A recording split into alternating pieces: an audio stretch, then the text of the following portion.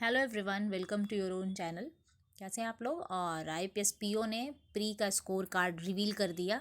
Expectation तो थी कि कट ऑफ गिरेगी, बट मतलब इतना नीचे चली जाएगी कट ऑफ नहीं सोचा था। मुझे लगा था कि 50-52 ऐसे कट ऑफ होगी यार, बट जनरल ओबीसी दोनों का सेम गया है। 48 पॉइंट, सोच लीजिए 48 में कट ऑफ चली गई। 48.50 और 75 है। तो मैंने स्कोर कार्ड इसलिए शेयर किया यहाँ पे क्योंकि बहुत लोग ऐसे बोल रहे थे कि सबको अपना शिफ्ट टफ लगता है। एक दोनों ने कमेंट किया था, बट ऐसा नहीं है। शिफ्ट मुझे कभी टफ नहीं लगता है। मैं उल्टा क्या होती है, जब एग्ज़ाम देकर आती हूँ तो मुझे ऐसा लगता है कि मैंने कम तो नहीं बनाया। मैं कभी पहला ख्याल मेरे माइंड में ये नहीं आता कि शिफ्ट टफ आया होगा। ठीक है, इसलिए मैं बहुत ज़्यादा परेशान थी उस दिन। बट कट ऑफ इतना कम जाएगा तो मैं उस दिन ही श्योर सर्टन हो जाती कि आईपीएस पीओ का प्री 105% होगा। तो मैं मार्क्स आपको दिखा देती हूँ। मेरे अटेम्प्ट क्या है वो मैंने तो पिछले वीडियो में आपको बताया ही था। मेरे जो रीजनिंग के अटेम्प्ट थे वो मैंने जो बनाया था वो 31 के अप्रॉक्स बनाया था।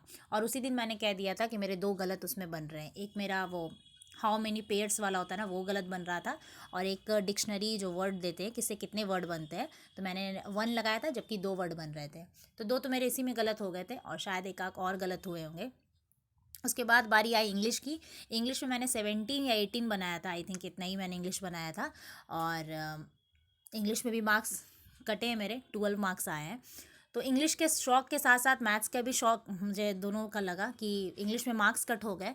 और मैथ्स मुझे पूरा याद है, मैंने 11-12 मैथ्स बनाए थे, बस उससे ज़्यादा मैंने मैथ्स नहीं बनाए थे। और इसी वजह से मैं बहुत ज़्यादा परेशान भी थी कि जिस मैं हमेशा बोलती हूँ ना कि मेरे मैथ्स बहुत वाव नहीं है। ठीक है, ऐसा नहीं कि मैं मैथ्स 35 आउट ऑफ 35 बना दूँ पीओ के पेपर में। ठीक है ना। कब ये अलग बात है कि ईजी आ गया तो बन गया, लेकिन उस लेवल का नहीं है। तो 11 ही मैथ्स मैंने बनाया था। मुझे बड़ा तकलीफ़ हुई थी इस बात से, जैसे ही मैं आई लोगों के अटेम्प्ट पार, हालांकि ज़्यादा अटेम्प्ट नहीं थे बट 15-16 मैं सुन रही थी। बट ये ग्रेस मार्क्स देख के थोड़ा सा सुकून मिला। 11 मैंने बनाया और 18.25 मेरे मार्क्स आए। तो इंग्लिश ने मार्क्स कट कर दिए, वहीं पे मैथ्स ने मार्क्स को ग्रेस मार्क्स में बदल दिया। तो ये इससे कहीं ना कहीं पता चलता है नॉर्मलाइजेशन बहुत भयानक लेवल की होती है।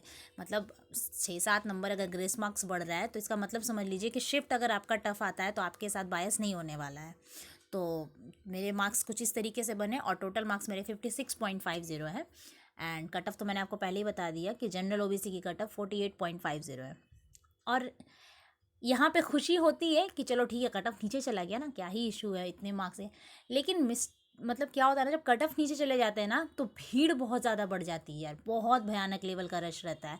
अब सोच लीजिए अगर 55 कट ऑफ जाती है या हाई कट ऑफ अगर रहती है तो लोग भी तो कम आएंगे ना। इसमें कंपटीशन भी हाई लेवल की रहती है। तो खैर छोड़िए, इस बार तो आईपीएस पीओ ने भी 2 शिफ्ट लिया है। अभी तक मैं जितने साल से पेपर दे रही हूँ आज तक आईपीएस पीओ ने 2 शिफ्ट में पेपर कभी नहीं लिया है। तो मीन्स जब भी 2 शिफ्ट में हो ना तो एक बहुत गंदा वाला रेड डेंजर ऑन हो जाता है माइंड में यार कि प्री में चलो नॉर्मलाइजेशन करेंगे तो रीजनिंग मैथ्स के लिए तो आप श्योर सर्टन हो ना कि हाँ मैंने इतने बनाए इतने आ जाएंगे। और अच्छा चला गया तो जैसा मैंने बोला ग्रेस मार्क्स बहुत हाई लेवल का मिलता है। लेकिन जीए का क्या, हो सकता है मुझे सेकंड शिफ्ट का जीए अच्छा लग रहा हो सकता है मुझे फर्स्ट शिफ्ट का अच्छा लग रहा हो। तो ये चीज़ें थोड़ी सी होती हैं, बट क्या ही कर सकते हैं। अब तो खैर सोचने का भी समय नहीं है, ख़त्म है, संडे को तो पेपर ही है। तो आप बताएंगे आपका मार्क्स कितना आया, और थर्ड शिफ्ट में अगर मतलब जिनका होगा वो भी बताएंगे कि उनको ग्रेस मार्क्स मिला है, कितना मिला है। ये ज़रूर शेयर करें, है ना। चलिए तब तक ख्याल रखिए अपना। Thank you so much.